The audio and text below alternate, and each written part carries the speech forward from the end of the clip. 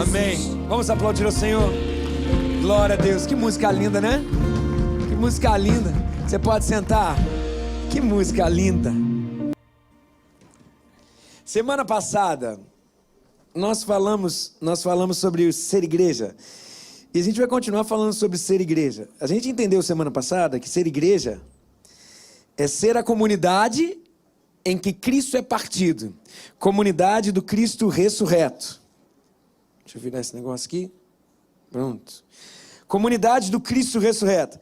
Hoje eu quero falar sobre o que é ser igreja e outra vertente.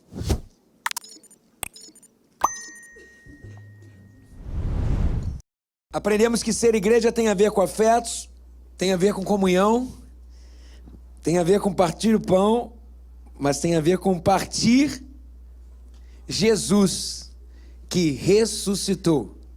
Eu queria que você abrisse o texto bíblico em Mateus capítulo 26, versículo 26. A gente vai falar hoje sobre igreja, a comunidade dos perdoados.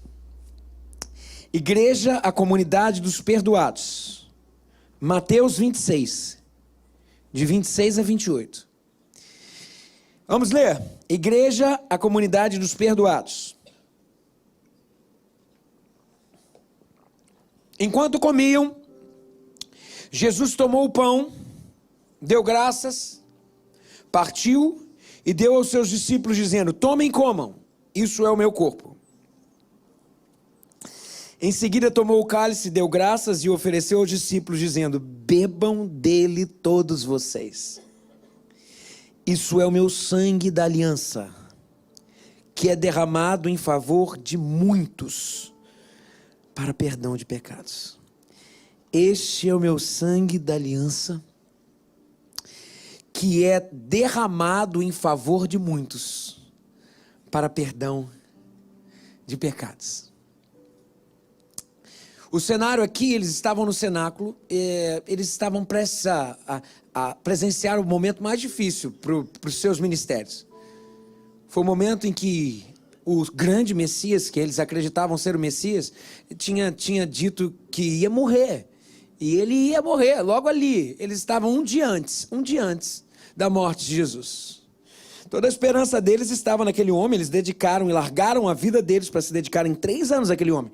Na verdade, eles esperavam o reino de Deus ser estabelecido. Eles estavam com essa expectativa. E Jesus foi claro, antes de ir aos últimos dias de vida aqui, depois para partir para a ressurreição, voltar ao Pai, Jesus dedicou um tempo aos seus discípulos. Ali, Jesus ensinou que igreja é serviço, porque lavou os pés. Igreja tem a ver com pés que são lavados e pés sujos que se colocam para ser lavados, porque não adianta você ter um pé lavado só, não adianta você ter uma bacia e uma toalha com água se não tem pés sujos que se falam: eu preciso que meu pé seja lavado. Tem muita gente que é bom de lavar pé, mas é péssimo para colocar pé para ser lavado, né? E daí Jesus ensinou que se existe comunidade, se existe igreja, essa igreja que existe é uma comunidade onde pessoas lavam os pés. Mas logo depois dali, Jesus comeu uma refeição com eles. E Jesus pega essa refeição para comer, ali estava o pão, ali estava o cálice. E antes de comer essa refeição, Jesus fala o que acabamos de ler. Jesus toma nas mãos o cálice e diz: bebam vocês podem beber. Vocês podem beber. Esse é o meu sangue da aliança. Imagina, os caras estão recebendo aquilo. Eles não estavam querendo acreditar que Jesus ia morrer. Jesus já tinha dito que morreria antes disso, mas aquilo não fazia sentido. Tanto que os discípulos, depois da morte e ressurreição de Jesus, ainda não acreditavam no fato de que ele tinha ressuscitado, porque eles escolheram uma versão errada da história. E Jesus fala: olha só, eu estou indo, mas calma, nada foge do meu controle. Tome o meu cálice. Esse cálice é a representação do meu sangue. Vocês estão percebendo que só existe vida se houver partir do pão, se houver mesa para comer. Dizem que o símbolo do evangelho é o peixe. Eu diria que também é a mesa. Mesa para comer. Tomem o meu sangue. Bebam do meu cálice. E esse cálice é derramado em favor de muitos de vocês, mas ele tem uma finalidade. É para perdão de pecados. Jesus aqui não está instituindo apenas um memorial, que é o que a gente faz na igreja. Jesus aqui não está instituindo um memorial. Ele está aqui definindo o que é igreja. E como podemos direcionar? O que nós dizemos quando nós somos igreja? E o que é igreja de acordo com esse momento? Igreja para Jesus, quando ele parte o pão, bota o vinho e fala: esse cálice é o sangue da minha aliança, que é vertido por vós para perdão de pecados. E Jesus está dizendo: sabe o que é igreja, meus filhos? Sabe o que é a igreja, discípulos? A igreja é a comunidade dos perdoados. A igreja é a comunidade daqueles sobre quem não há culpa, não há condenação. A igreja é a comunidade dos perdoados. E como isso é difícil, gente. A gente vai perceber que ser perdoados é diferente do que se sentir perdoado. Como é difícil entendermos essa relação do perdão e da dívida que foi paga. Mas não existe ser igreja se o sangue não for vertido, o cálice for entregue, e quando entregue nós entendemos: olha, eu bebo do sangue de Jesus. Cuidado, não é ser canibal, mas é um símbolo, é dizer assim: esse Cristo foi as últimas consequências para que não importa o que eu tenha feito, tudo pode ser rasgado pelo poder do nome de Jesus. Isso é teologia básica, simples. Se a gente nasceu na igreja, a gente já ouviu falar sobre isso. Agora, a pergunta é: existe um descompasso entre o que entendemos e entre o que de fato o nosso lugar emocional, espiritual, social nos leva. Muitas vezes, a dívida que foi rasgada não é a liberdade que experimentamos de fato.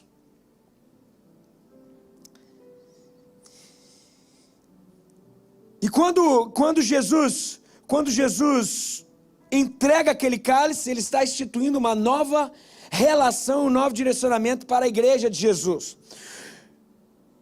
E o perdão aos pecados implica também no cancelamento das dívidas. Não basta ser perdoado, mas as dívidas têm que ter consciência dentro de nós que elas foram canceladas. Quando Jesus nos ensina a orar, na oração do Pai Nosso, ele diz assim: perdoa as nossas dívidas, assim como nós perdoamos os nossos devedores. Na sua Bíblia talvez seria assim que estaria escrito: perdoa as nossas ofensas, perdoa as nossas faltas. Outras Bíblias falam: perdoa os nossos pecados. Mas na verdade, no original, lá no texto grego, lá, o que Jesus está querendo dizer é assim: perdoe as nossas dívidas. E o que é perdoar a dívida? O apóstolo Paulo já fala isso para a gente, e nos leva a um princípio muito importante, que é o princípio de que todo pecado implica em uma dívida. Todo pecado é uma transgressão, e como transgressão, é transgressão a quem? É transgressão às pessoas, mas é também uma transgressão eterna, porque fere a imagem de Deus que nós fomos criados semelhante. Todo pecado implica numa dívida. Por isso o apóstolo Paulo escreveu aos Colossenses no capítulo 1, dizendo que Deus nos transportou do império das trevas para a sua maravilhosa luz, para o reino do seu amado. E quando fez isso, Deus nos perdoou os pecados e cancelou o escrito de dívida que era contra nós. Uau! Que coisa incrível. Como isso de fato se dá na história? Eu vou tentar explicar isso através de uma coisa que aconteceu comigo. Lá em casa, nós temos um lugar onde a gente sempre corre quando a gente tem algum problema, algum BO. O lugar é o Vendinha da Esquina. Se falta alguma coisa, a gente vai lá no Mercadinho. O nome do Mercadinho é Mercadinho Lima. Tá aí um merchan pra vocês, Lima. Depois eu quero aquele desconto. Então tá bom. A gente vai no Mercadinho Lima. E o Mercadinho Lima é o seguinte: é o mercado de bairro. A gente chega lá e vai comprando, vai fazendo as coisas e tal, tudo mais. Só que tem os clientes VIP. E eu e Priscila, a gente é cliente VIP no Mercadinho Lima. Porque você gosta de mercadinho, tem coisa gostosa, né? Então a gente está sempre lá. E no Mercadinho Lima, todo mundo que é cliente VIP pode deixar na lista do Penduro. Vocês conhecem a lista do Penduro? Conhece? Eu frequento essa lista. Aí eu me lembro que no início da semana eu fui comprar alguma coisa lá, esqueci a carteira. Daí comprei, eu falei: fulana, pode botar no penduro aí? Daí ela falou: onde que é? É da Franco Job. É Franco Job. Tá no penduro. No dia seguinte, a Priscila me pediu um negócio. Pô, Everton, passa lá na vendinha para pegar um negócio lá para mim. E eu tava na rua, fui lá, entrei. Quando entrei, eu botei a mão assim, tava sem carteira. Eu falei: cara, muito cara de pau, da minha parte. Aí eu entrei. No que entrei, aquele fato de eu estar sem carteira já me fez baixar a cabeça. Eu olhei de rabinho de olho assim, as atendentes já tipo meio que me olhando assim. Não acredito que tu vai comprar. Vai pagar, né? Tá aqui, ó. Dívida. Aí eu falei, cara, eu acho que eu vou embora desse lugar, cara. Acho que eu vou embora daquele lugar. Daí eu falei, vou comprar, vou tentar. Daí fui lá na fila, acho que peguei uma batata palha, alguma coisa assim. Daí peguei, entrei na fila, daí eu falei assim, daí eu cheguei pra menina, levantei a cabeça assim, daí dei aquele sorriso assim. Vem cá, sabe o que é? Tipo a Manco, você lembra da Manco? Veja bem. É que eu ontem comprei negócio, mas cara, eu esqueci, eu tô sem carteira, não sei o quê. Daí a mulher, tipo, já vem o golpe. Tá, mas fala pra mim, qual que é? Da onde que é a lista? É da Franco Job? Daí passou assim e falou assim, ué, não tem lista, não tem dívida aqui não. Ah não, tua esposa já pagou. Foi você, amor, que pagou. Daí eu falei, ela nos salva de todo pecado, de toda iniquidade. Aquilo me deu um senso de alívio. Obrigado, cara, obrigado. Aquilo me deu um senso de alívio, daí eu voltei. Eu falei assim, então, bota no penduro de novo.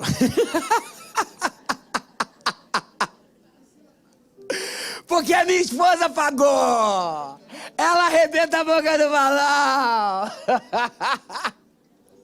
Gente, olha só, da mesma forma, como Paulo descreve, é como se Deus estivesse anotando cada erro, cada pecado na lista do penduro, e fôssemos acumulando dívidas. E diz Paulo que quando Deus nos perdoou os pecados, Deus rasgou o caderno de dívidas e colocou esse caderno na cruz do Calvário. Cancelado. Eu estou na fila para pagar e botar no penduro. Puxa aí. E já está pago. Quem pagou? Cordeiro de Deus que tira o pecado da terra. Não existe mais dívida. Não existe algo que tem que pagar a Deus e em razão de um pecado, em razão de uma transgressão ou da minha condição humana. Minha dívida está cancelada. Olha só. Esse é o princípio. Perdão de pecados equivale a cancelamento de dívidas. Gente, eu estou falando algo que eu tenho certeza absoluta, que tem gente aqui que é perdoado, mas ainda está pagando penitência. É para esse povo que está aqui hoje que o Senhor está dirigindo palavra. É manhã de libertação. Preste atenção no que eu vou falar. Jesus, no início do seu ministério, ele chega em Nazaré, que era o lugar onde ele mais frequentava. Chega em Nazaré, entra na sinagoga, e era de hábito do judeu ter uma leitura pública das escrituras enquanto estava na sinagoga. Jesus se colocou na frente daquele povo, abre o texto bíblico em Isaías 51, isso está relatado lá em Lucas capítulo 4, abre o texto bíblico em Isaías 51, e ele fala assim, leu Isaías 61, diz assim, o Espírito, ele é muito corajoso, né? Olha que Jesus falou para os judeus, ele falou assim, o Espírito do Senhor está sobre mim, lendo o texto de Isaías 51, porque ele me ungiu para pregar boas novas aos pobres, ele me enviou a proclamar a liberdade aos presos e a recuperação da vista aos cegos, para libertar os oprimidos e para proclamar o ano aceitável do Senhor. O ano aceitável do Senhor, literalmente, se a gente fosse ver, porque a gente não tem noção da cultura judaica, mas esse ano aceitável do Senhor é para proclamar o jubileu. E o que é esse jubileu? Para proclamar o jubileu que Jesus está falando aqui. O jubileu era o 50º ano, após 7 anos E 7 ciclos de 7 anos, que 7 vezes 7 dá 49, o 50º ano, ou seja, o próximo ano, eles comemoram o que eles chamam o judeu de ano de jubileu. No 50º ano, todas as dívidas são perdoadas. Agora você imagina. Era tipo assim, um ano da graça mesmo. Agora você imagina no 49º ano o que nego não faz de dívida. Porque ano que vem vai ser perdoado. O problema é fazer dívida no 51º, né? Daí aturar mais 49 anos. 49 anos de dívida, se existia, no 50º ano era tudo zerado. A dívida que o cara tinha impagável é zerada. No 50º ano, que é o ano de jubileu, toda a dívida de qualquer natureza, elas eram canceladas. E naquela época, alguém que contraía uma dívida que não podia pagar, o credor, ele tinha o direito, aquele que emprestou o dinheiro, ou enfim, aquele que está sendo lesado, ele tinha o direito de pegar para si não só os bens do devedor, como pegar para si os filhos do devedor para escravizá-los, como pegar para si a esposa do devedor para escravizá-la. Mas, no ano do jubileu, todas as dívidas eram canceladas, as terras voltavam, as posses voltavam para os donos originais, suas propriedades voltavam para os seus filhos, e os filhos que eram escravos deixavam sua escravidão e eram colocados novamente no status de herdeiro de tudo o que era do seu pai. Agora fica muito claro. Quando Jesus abre o texto em Isaías capítulo 61, ele diz o seguinte: o Espírito do Senhor está sobre mim, e ele me chamou para consolar, para pregar boas novas, e para declarar o ano do jubileu. É isso mesmo, ele veio declarar o ano do jubileu, o ano de cancelamento de todas as dívidas. E aqui, como acabamos de ler no texto, quando Jesus toma o cálice na mão e diz: preste atenção, esse é meu cálice, eu já estou indo para o Pai, mas esse é meu cálice, e esse é o cálice da nova aliança para perdão de pecados. Jesus está dizendo, nesse cálice, todas as nossas dívidas estão canceladas. Todos que bebem do cálice do Evangelho têm uma certeza. Sabe qual é? Não há mais nada que eu deva para Deus que não esteja quitado em Jesus. Não há mais nenhum ciclo de morte que se persista diante do Rei da vida. Não há mais nada que eu deva para Deus que não esteja resolvido em termos absolutos e definitivos na cruz do Calvário. Todos os escritos de dívidas que eram contra mim estão cravados na cruz de Jesus. Entro na vendinha, já entro de cabeça baixa, porque vou fazer outra dívida e não paguei a outra. Entro na vendinha, quando olho para cima, os olhares de acusação daqueles que sabem, você deve, não acredito que você vai botar no penduro de novo, você deve. E quando chego para pagar, a mulher fala, você tem petulância de voltar aqui. E eu falo para ela assim, olha aí no meu nome para ver, Franco Job, que é a rua que eu moro, Franco Job. Ela olha e fala, não é possível. Alguém veio aqui e pagou. Amor, nessa ilustração você é Jesus para mim. Ele pagou toda a nossa dívida. Vocês têm noção do que é isso? Porque, gente, presta atenção comigo. Viver com senso de dívida, viver com dinheiro é uma espécie de escravidão. Você não pensa, você não vê assim? Eu odeio dever. Odeio dever. Cara, muitas vezes, não, estou devendo em 5 parcelas. Muitas vezes a gente quita logo aqui, porque eu fico com aquele negócio assim, cara, e se eu esqueço? Ou as pessoas vão falar, porque a gente percebe que o devedor, ele é um escravo do credor. Um escravo, pelo menos para aquela galera que tem vergonha na cara, né? Estou falando quem não tem, né? E nós estamos aqui recebendo a notícia e celebrando o cancelamento das nossas dívidas. Nós não devemos mais nada para Deus. Mas não é apenas a sua dívida que está cancelada. Tem outra coisa que Jesus nos deu. Presta atenção, não é uma dívida, não é você está perdoado, que é sobre isso que eu quero cada vez mais aprofundar. Tem gente que muitas vezes não tem consciência de que perdão, o próprio Jesus já levou as nossas dívidas, mas tem gente que tem essa consciência, mas não deu um passo adiante em relação a isso. Não é apenas a perdão das dívidas que Jesus nos deu. A igreja não é apenas a comunidade dos perdoados. A igreja, porque todos somos perdoados, mas a igreja é também a comunidade dos livres. Porque tem gente que é perdoado, mas não sabe ser livre.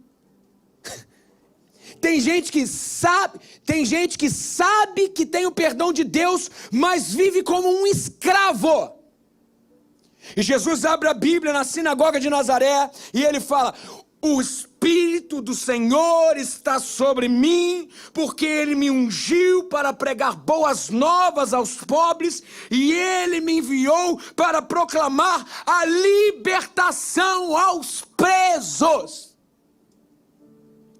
Isso é forte demais. Um juiz chega e declara a sua sentença: você está liberto.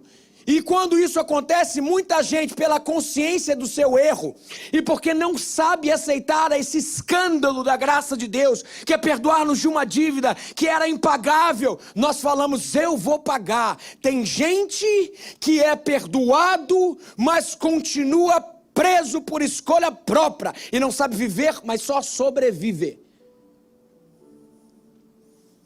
A igreja é a comunidade de pessoas livres. A igreja é a comunidade dos libertos, porque tem como você não ter mais uma dívida, mas ainda continuar preso.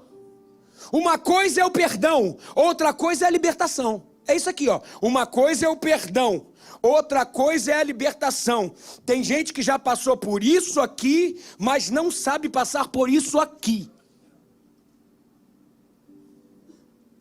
Tem gente que sabe os textos de cabeça. O sangue de Jesus nos purifica de todo pecado. Ele nos perdoou, Ele fez por maldição por nós, levou sobre si as nossas dores, as nossas transgressões. O castigo que nos traz a paz estava sobre Ele, e pelas suas chagas nós fomos sarados, curados, libertos. Sabe, recita, fala como um mantra, mas dentro de si vive encarcerado, porque não é liberto pelas suas culpas, não é liberto pela sua história, porque tem esse senso de que eu vou te pagar. Gente, isso é prisão.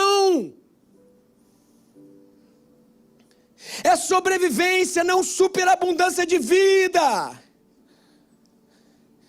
Se viver com dívida é uma dimensão da escravidão, viver com um senso de dívida talvez seja uma escravidão ainda pior, porque se temos uma dívida e podemos pagar, ainda podemos dar jeito nesse negócio aqui, mas e a dívida que já foi paga, que não tem nem mais o que pagar, mas ao mesmo tempo a gente não se sente que pagou?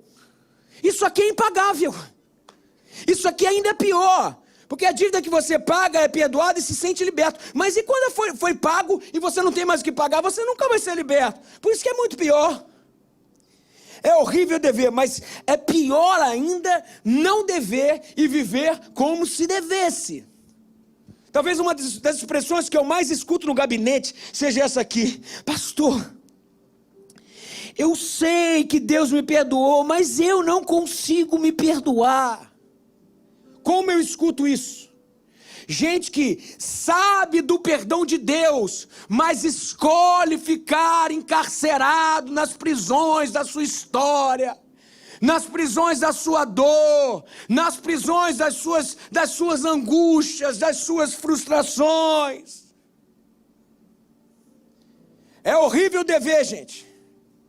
Pior ainda é saber que não deve, mas se sentir devedor. Jesus nos conta uma história uma vez sobre isso, para exemplificar isso que eu estou falando. É a história de um homem que devia 6.000 denários. Essa história está lá em Mateus capítulo 18. 6.000 denários. Se a gente fosse traduzir 6.000 denários, seriam 3 bilhões de dólares. Uma dívida de 3 bilhões de dólares. É impagável. Não existe, entendeu?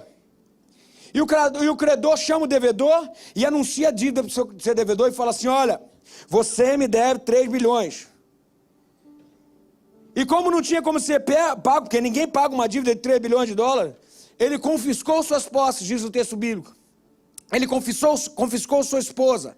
E ele ia confiscar os seus filhos, ia confiscar isso tudo. E o credor, antes disso que isso aconteça, o credor foi lá, e o devedor foi lá e suplicou: por favor, me perdoa, me perdoa. E por acaso o credor teve piedade dele e perdoou. Mas o que me assusta não é nem isso. O que me assusta é o que o devedor vai falar depois para ele. Ele já tinha sido perdoado, mas aqui, é nisso que quero lançar foco no que eu vou falar. Aqui, por enquanto, estamos falando da nossa relação com Deus. Uma dívida impagável que Deus falou assim, está perdoado. Mas o que ele fala depois mostra que, apesar de ser perdoado, ele ainda ficou encarcerado. Porque ele chegou para o credor que tinha perdoado a sua dívida e falou assim, olha só, tenha paciência comigo, obrigado pelo perdão, mas tenha paciência comigo, porque eu tudo lhe pagarei. Tenha 2 bilhões de dólares. Tenha paciência comigo, porque eu tudo lhe pagarei. Eu tudo lhe pagarei. Absurdo isso. E existe muita gente que vive cantando esse refrão internamente no seu consciente, internamente no seu ser. E o refrão é: tenha paciência comigo, eu lhe pagarei. Tenha paciência comigo, eu lhe pagarei. E tem uma voz que continuamente fica suando: você deve. O credor já lhe deu perdão e você continua internamente falando: tenha paciência comigo, eu lhe pagarei, como se a gente pudesse fazer algo. E essa voz, como consequência, rebote desse refrão que falamos, continua no nosso coração: você deve, você deve. Você não pode descansar. Você não pode desfrutar. Como? Você tem uma dívida desse tamanho? Como que você pode desfrutar? Como que você pode ser feliz? Você não pode se alegrar, porque você deve. Trabalhe incansavelmente. Não contraia nenhum centavo de dívida, porque você deve 3 bilhões. Seja impecável em tudo que você faz. Você precisa ser perfeito, porque você deve. Você não merece desfrutar, você não merece ser feliz. Aquilo que você gerou para você é um débito eterno. Você é culpado eternamente. Então assuma o seu papel de devedor. Ande de cabeça baixa. Sabe entrar na vendinha, no penduro? Para aquele povo ali, entra de cabeça baixa. Desfrute o mínimo da misericórdia de quem não lhe exige pagamento e não reclama, de quem olha para você com olhos de quem é credor, porque você deve. E aí a gente abaixa a cabeça para entrar na vendinha da vida. E a gente fala assim: cara, eu tive ontem aqui, eu não paguei aquela dúvida, meu Deus, eu não paguei aquela dívida e eu continuo devendo. E aí eu paro na frente do balcão da batata palha, pego uma batatinha palha e olho para baixo e entro na fila. E quando chego e olho para o lado assim, vejo os olhares de acusação, que na verdade talvez não sejam das pessoas, muitas vezes é a nossa própria consciência traduzindo aquilo que nós pensamos que é, mas não é. E daí eu falo assim: vê se de alguma forma, por favor, pelo misericórdia, me desculpe existir, mas você pode botar no penduro? E a mulher fala assim: mas como assim? Você não é o da Franco Job? Sou, desculpa. Mas tá tudo pago aqui, pô. Não, eu fiz uma dívida. Pode olhar aí, eu fiz uma... Não, tá tudo pago. A sua esposa passou aqui e pagou. Não, mas ela pagou, não vale. Porque tem gente que faz isso. Muitas vezes não aceitar o perdão de Deus é uma questão de orgulho, pensando que nós conseguiremos. Não é isso. Mas a sua esposa pagou. Não, ela pagou, não vale. Quem tem que pagar sou eu. Pô, mas peraí. Vocês são casados, pô. Vocês são um só. O que um faz, o outro também faz. Não. Eu falo, não. Mas a culpa não é dela. A culpa é minha. Eu contraí a dívida. Isso, muitas vezes, é o que nós fazemos quando nós entendemos o perdão, mas não aceitamos ser libertos. Nós falamos: eu vou pagar. Tenha paciência comigo, eu vou pagar. Desista desse senso de justiça. Desista. Preste atenção. O perdão não faz justiça. O cara te roubou. Como é que você vai perdoar o cara? Não, me devolve. O cara matou sua filha. O que você vai fazer? Vai perdoar? É injusto. Você não concorda comigo? A lei de Moisés funcionava assim. Então o perdão não trabalha nas categorias de justiça. O perdão trabalha na categoria de graça. E o que é a graça? É um favor e merecido. Graça, favor e merecido. O perdão não faz justiça. Então Deus é um Deus injusto? Não. O perdão trabalha nas categorias de justificação. Porque nós fizemos um pecado eterno, nós fizemos algo que feriu Deus, feriu o próximo. E o que nós pensamos? Não tem jeito, alguém vai ter que pagar. E daí a gente lembra do texto, Cristo sendo Deus. Não teve por usurpação ser igual a Deus. Estava a Trindade falando assim, ó. E o ser humano errou, o que fazer? Os anjos falaram, vamos destruir com aquele povo lá, acabou. Pecado, vamos passar o cerol. Daqui a pouco a Trindade falou, não, deve ter uma outra forma. Daqui a pouco levanta o Filho de Deus, o Cordeiro de Deus e fala assim, deixa comigo, eu vou resolver esse negócio, eu pago essa conta. Desce Jesus! Porque pecado não se desculpa, pecado se paga. E ele foi pago.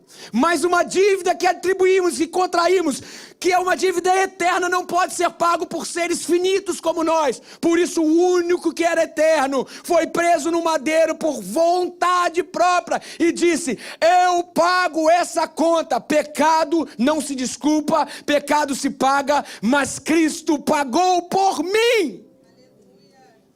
Isso é maravilhoso.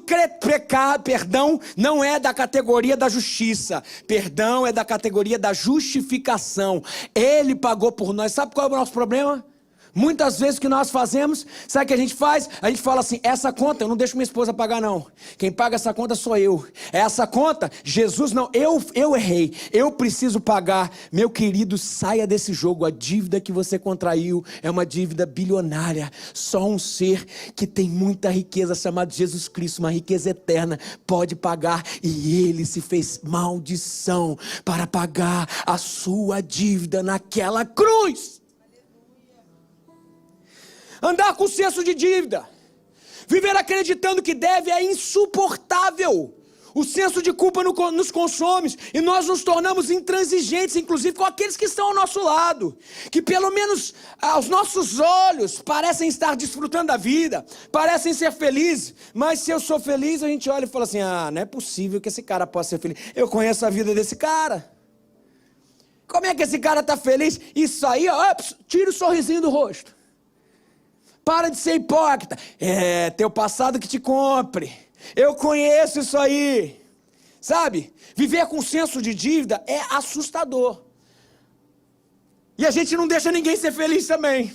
Mas quando Jesus levanta o cálice, ele fala pra gente, esse cálice é a nova aliança do meu sangue, que é derramado em favor de muitos para perdão dos pecados. Tem gente que está colando durex na cédula que foi rasgada, colando para tentar montar ela de novo. Mas tem gente colando durex da cédula da sua condenação. Mas Jesus já rasgou naquela cruz. Tem gente que é preso numa gaiola que já está aberta. No nome de Jesus, entenda algo. Seus pecados estão perdoados. Suas dúvidas, suas dívidas estão canceladas. Você não deve mais nada. Cale essa voz que está dizendo dentro de você, tem paciência comigo, eu pago, eu pagarei. Jogue fora esse escrito de dívida. Você não deve mais nada a ninguém. Você não precisa pagar nada. Cristo já pagou tudo na cruz do Calvário. Como é difícil nos libertarmos não do perdão, mas nos libertarmos daquilo que a nossa consciência pensa que podemos fazer por si só. É Cristo que nos liberta de todo o pecado e de toda a irresolução histórica. E aí uma família, o marido traiu a esposa traiu o marido, e o que fazer? Gente, olha só, não tem como recomeçar uma família sem que haja cancelamento de dívida, não tem. Aí a gente sai, a família traiu, a esposa traiu o marido, depois o marido traiu a esposa, tudo errado, os filhos viram aquilo tudo e tal, vamos comer uma pizza. Não, comer não, nós estamos devendo. Que mané comer pizza? A gente não pode comer pizza. Não estou falando de dinheiro, estou falando, não podemos ser felizes de novo. Daí a gente sai de lá e vai ter um momento em família gostoso. Não vamos poder. Não podemos. Nós temos uma dívida para pagar. Por quê? A mãe vira para o pai e fala assim: olha a cara dele. Parece tão alegre, tão feliz, mas pensa que eu esqueci, né? Eu sei exatamente o que tu fez. Aí o marido vira para a mãe e fala assim: olha a cara da sua mãe, toda fogosa, mas ela pensa que eu esqueci. Eu não esqueci coisa nenhuma. Tem como essa família dar certo, gente? Tem? Não tem. Porque enquanto enxergarmos o outro e a si pelos nossos defeitos e não enxergarmos pelo primo do Senhor, nós não conseguimos reconstruir. Nós somos encarcerados por algo que já foi pago. Meu querido, esse casal é mal assombrado, essa família é mal assombrada. Gente que vive com senso de dívida. Principalmente uma dívida impagável como essa. Viver assim é viver condenado. A vida inteira é uma infelicidade crônica. E quem vive condenado a uma infelicidade crônica, infelicita, contamina todos que estão ao seu redor. Ninguém consegue ser feliz. Você pensa que isso é algo que acontece de forma consciente? Não, muitas vezes acontece de forma inconsciente. Às vezes, você pega esse escrito de dívida que você tem, e você sabia que era impagável, e mesmo assim você coloca lá dentro de uma gaveta, lá no fundo, e fecha lá no fundo de uma gaveta para tentar esconder isso em algum lugar, sepultar isso. Só que existe uma voz que continua a te dizer, lembra? Tem um papelzinho lá escondido, você escondeu. Lembra disso, lá no fundo daquela gaveta. E aí sabe o que você faz? Você se sabota. E aí sabe o que você faz? Você se cobra, e aí você se condena, e aí você se pune, aí você dá um jeito de ser infeliz. Tem gente que tem medo de altura. O cara começa a crescer. Outro dia eu cheguei para uma pessoa aqui e falei: cara, olha o que Deus está fazendo na tua vida, mas parece que você se sabota. Não estou dizendo que seja o caso dessa pessoa não, mas tem gente que tem medo de altura, que ela vai assim, daqui a pouco fala assim: não vou muito longe não, porque eu sei o papelzinho que eu escondi na minha gaveta, sabe? Deixa eu falar um negócio para você. Não há mais condenação para aqueles que estão em Cristo Jesus. A vida que vivíamos na carne, agora a viveremos pela fé do Cordeiro de Deus que ressuscitou. Não se sabote mais. No nome de Jesus, entenda que aquele bilhetinho que você guardou lá na gaveta não te define. Muitas vezes, toda vez que minimamente pessoas assim que guardam lá na gaveta estão felizes, um pouquinho felizes, daí a gente fica lá no consciente, no subconsciente falando assim: mas isso tem prazo de validade, isso vai acabar, isso daqui a pouco vai sumir. Sabe aquele papel que está lá no fundo e daqui a pouco alguém vai aparecer e vai te cobrar aquela dívida. Vai dizer que não dá daquele jeito, você não pode viver duas faces. E você vive nessa felicidade assombrada, momentânea, passageira, porque lá no fundo da sua consciência tem uma voz que te diz: você deve. E o pior, quando a gente não é escravo da nossa culpa. Pior que quando a gente é escravo da culpa dos outros. Quando algum outro fez alguma coisa e nos levou a reboque, sabe? Lembra do devedor da parábola de Jesus? Que quando ele devia aqueles 3 bilhões de dólares, quando ele devia aquilo, o que o credor fez foi levar escravos, seus filhos e a sua esposa. Agora você imagina os filhos levarem a marca de um pai que deveu e por causa disso foi ele que pagou. Como isso acontece no nosso meio? Tem gente que se torna escravo sem ter tido dívida. Por causa de um pai, por causa de uma mãe, por causa de uma avó, por causa de um marido, por causa de uma esposa, e a dívida era de tal forma que o credor disse: pega a esposa dele e leva escravo, pega o filho que leva escravo, pega a filha e leva escravo, e daí a dívida ela se torna nossa dívida, apesar da gente não ter concretizado, porque tem dívida que tem que ser quitada e ser paga, e é realmente aí o que nós fazemos, nós vivemos no inferno. um inferno na terra. E aonde está esse inferno? Eu falo para você, está em considerar o outro, que o outro fez algo que lhe afete. Você anda de cabeça baixa porque o seu pai fez algo, porque a sua mãe fez algo, porque o seu marido fez algo, porque a história fez algo com você. Ei, não seja escravo de uma dívida que não é sua. No nome de Jesus. E aí eu entro no mercadinho. E quando eu entro no mercadinho, cheio de medo, porque a história já me credencia a ter medo, eu olho para o mercadinho de cabeça baixa, eu estou devendo, e eu entro na fila. E eu falo, será que eu vou ter cara de pau para isso? Eu não consigo mais ver, eu me escondo. Daqui a pouco, aí vem alguém de lá de trás e fala, posso passar? Posso passar? Deixa eu passar essa fila? Posso ver? Com licença, deixa eu olhar. E olha para a cara do caixa, e essa pessoa se chama Jesus de Nazaré. Ele faz língua para o caixa que está olhando para você de cara feia, com um olhar acusatório. E ele diz, esse cálice, troca comigo. Toma aqui o meu cálice. Esse cálice é seu, agora me dá o seu fardo. Esse cálice, meu filho, é o cálice da nova aliança para perdões de pecados. Está aqui a sua dívida, eu pago porque eu comprei com sangue.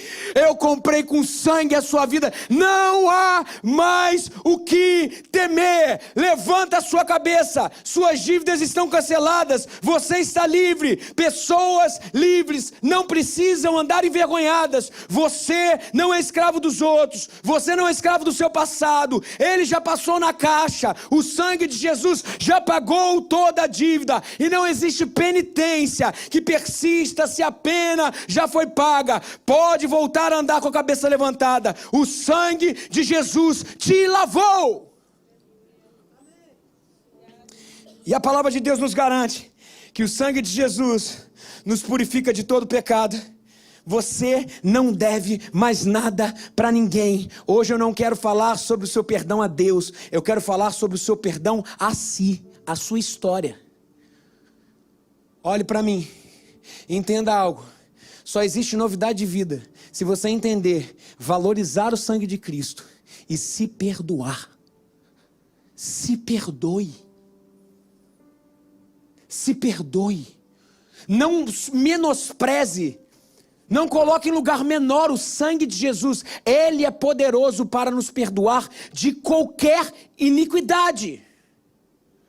O ano de jubileu é o ano de perdão de dívidas, mas também é o ano de libertação daqueles que foram escravizados por ela. É perdão, mas libertação, libertação. E por isso que a igreja não é apenas a comunidade dos perdoados, mas a comunidade dos livres. É porque a comunidade dos perdoados e dos livres é a igreja da comunidade que é dos iguais. Não existe escravo, não existe livre, não existe credor, não existe devedor. Não tem mais alguém que olha de cima para baixo com o outro. Não existe mais essa possibilidade. Todos nós somos perdoados e livres. Todos nós somos iguais. O apóstolo Paulo já disse, em Cristo não há judeu nem grego. Em Cristo não há escravo nem livre. Em Cristo não há homem nem mulher, pois todos são um nele. A igreja é a comunidade dos iguais. Você não é mais escravo. Você não é mais escravo. Não se veja como escravo. Jesus falou uma vez, eu termino aqui, dizendo lá em Mateus capítulo 12, versículo 20. Ele disse que ele, Jesus, não esmagará a cana quebrada e não apagará a brasa que fumega, até que faça triunfar o juízo.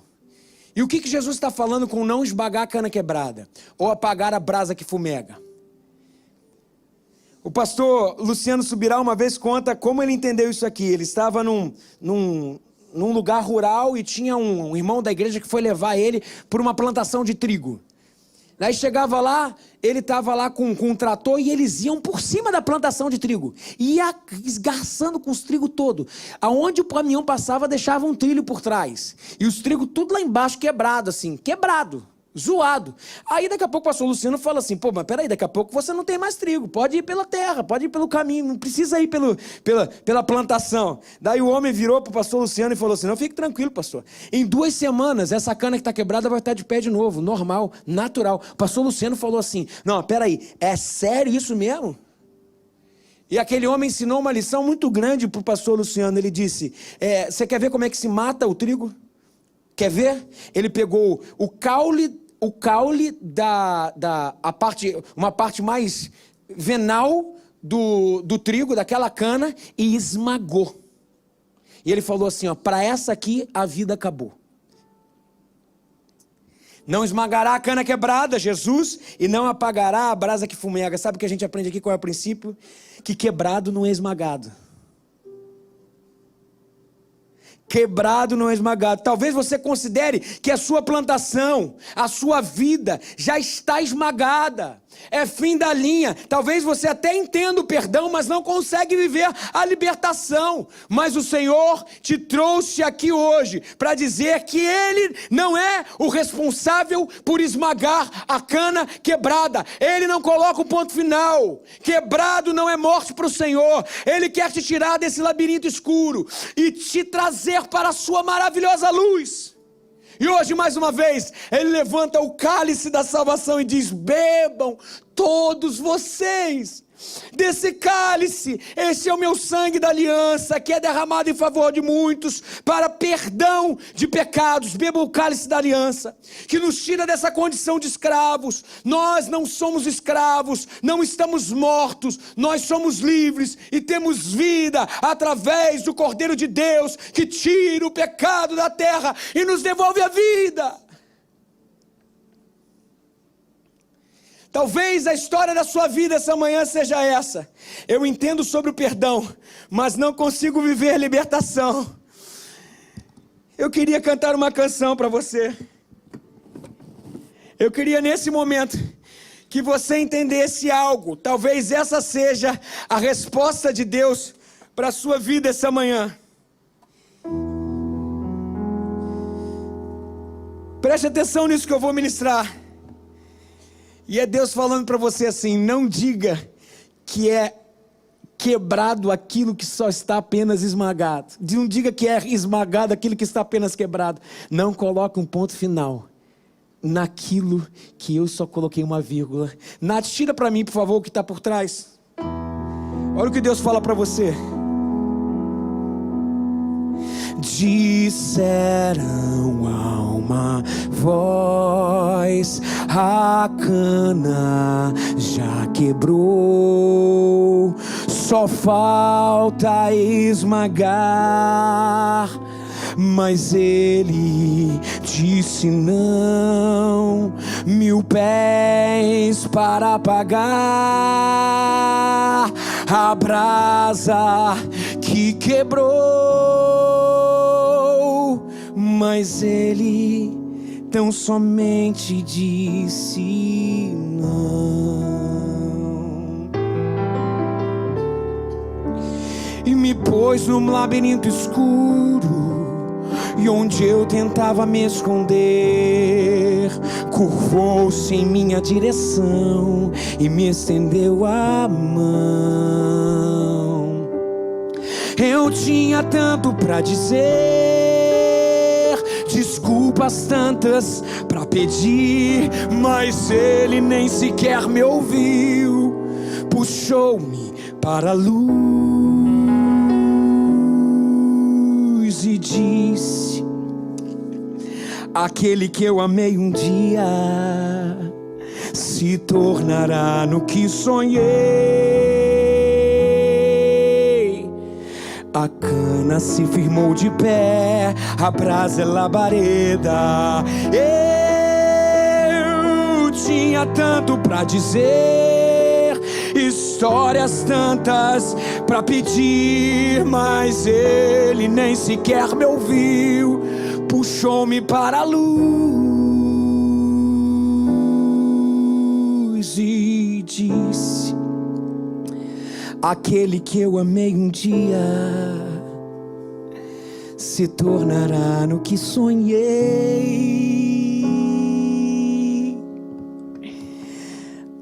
cana se firmou de pé, a brasa é labareda.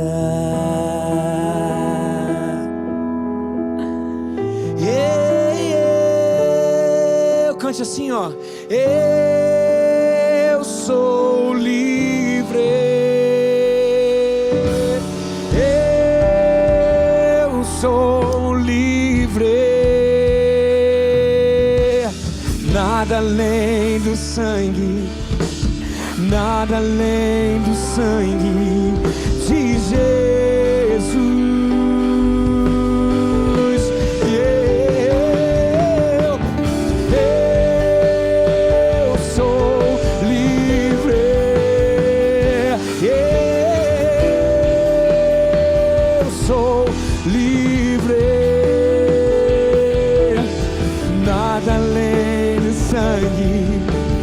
Nada além do sangue de Jesus.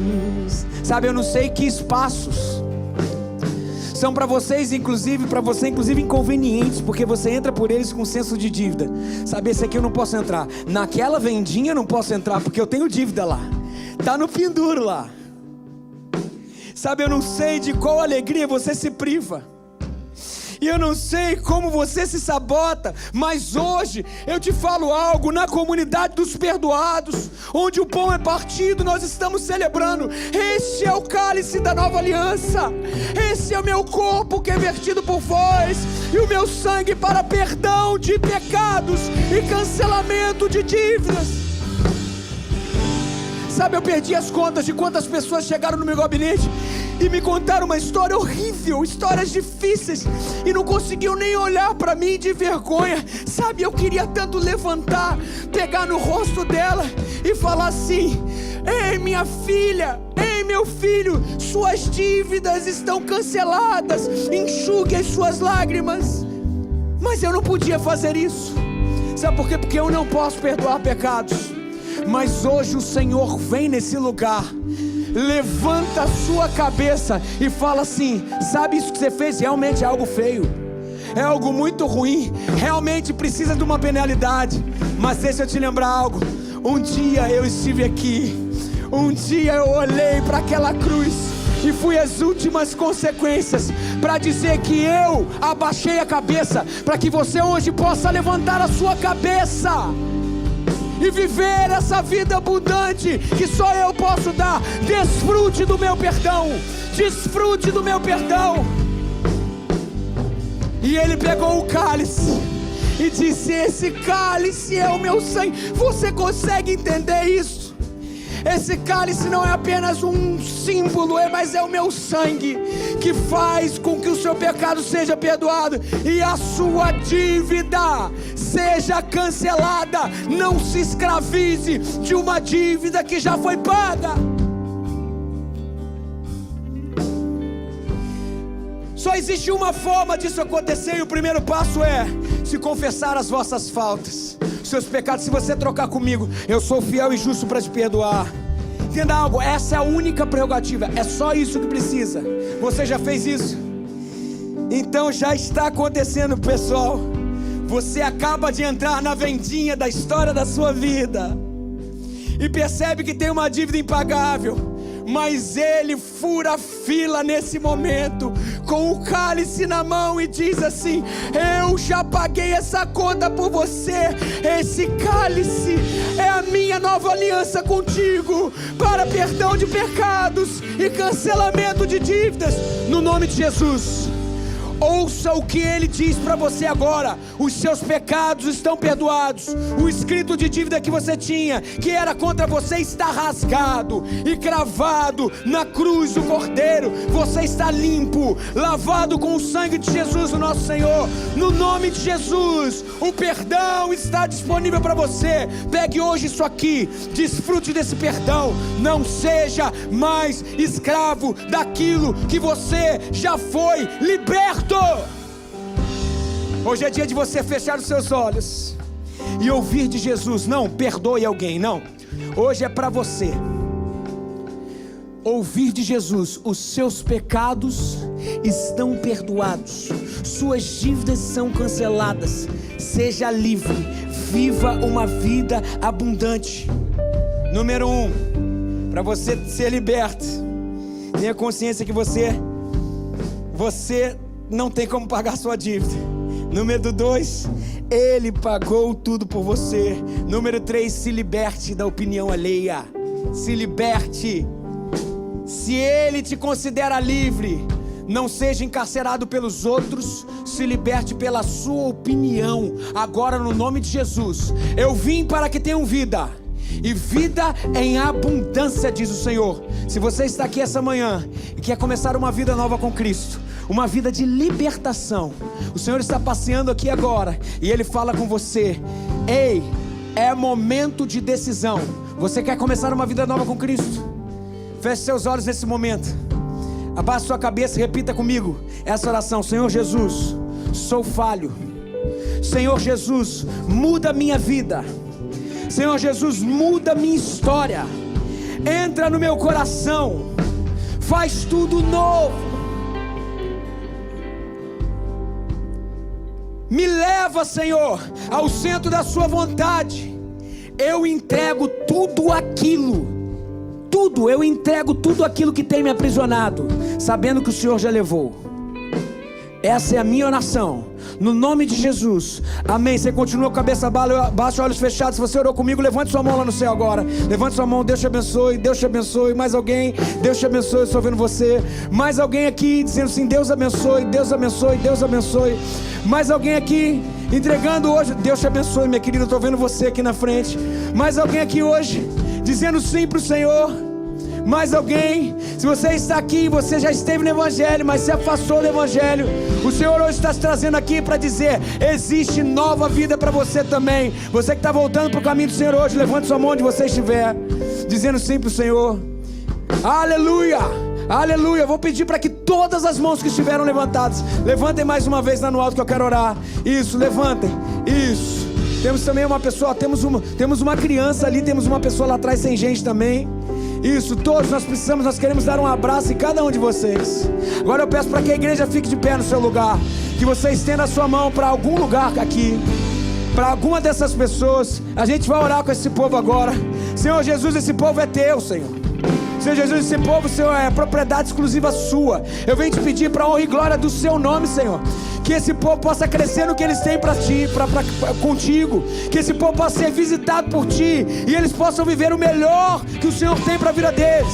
Uma vida de libertação, uma vida de transformação. Eu venho te pedir, Senhor, para a honra e glória do seu nome, Senhor, do seu nome, que a sua igreja possa ser instrumento de fixação desse povo nos teus caminhos, que as raízes possam ser profundas, porque a sua igreja está enraizada em ti. E também te peço, Senhor, para a gente como igreja, essa manhã, no nome de Jesus, ajuda-nos, Senhor, a vivermos essa liberdade de uma comunidade que entende o valor do perdão e de que o sangue de Jesus nos purifica de todo pecado. Se existe alguém aqui preso por algo da história, do passado, de terceiros, que o seu sangue nesse momento possa alcançar cada vida aqui representada, e que possamos viver a tua promessa que diz que se estamos em ti, somos livres para a honra e glória do teu nome. E que o Senhor nos abençoe e nos guarde, que o Senhor faça resplandecer o seu rosto sobre nós e tenha misericórdia de nós. Que o Senhor sobre nós levante o seu rosto e nos dê a paz, no nome de Jesus. Amém, amém, amém. Vamos aplaudir o Senhor. Vamos sair cantando daqui, vamos dizer que nós somos livres. Eu sou livre. Ei.